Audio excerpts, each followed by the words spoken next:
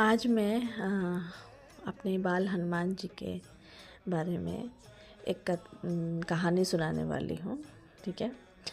जब वो छोटे थे ना, वो बहुत दुष्ट थे, बहुत बदमाश थे। उन्हें अपनी शक्तियों का कोई ज्ञात नहीं था, उन्हें पता ही नहीं था। तो वैसे वो खेलते कूदते रहते थे। तो एक समय की बात है, वो जंगल में खेल रहे थे, कूद रहे थे, तो ऋषि मुनियों को उसने देखा और वहाँ वहाँ पहुँच गए। वैसे ही खेलने कूदने लगे, उन्हें परेशान करने लगे।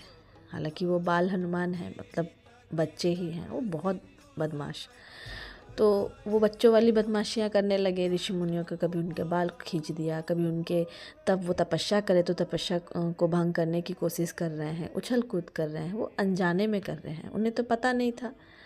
तो वो उछल कूद कर रहे हैं, कभी उनका दाढ़ी खींच ली, कभी उनकी चोटी खींच ली, कभी उनका जो क्या उसको बोलते, जो पानी लोटा रखा हुआ उसको लेके भाग के फेंक दिया, कुछ से कुछ कर रहे थे।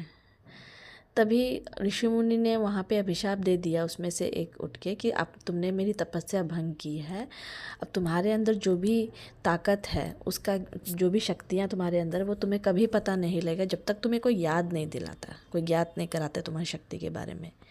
ऐसे ऋषि मुनि ने श्राप दे के वहाँ से चले गए और वो नॉर्मल अपनी ज़िंदगी बिताने लगे हम लोग के जैसा।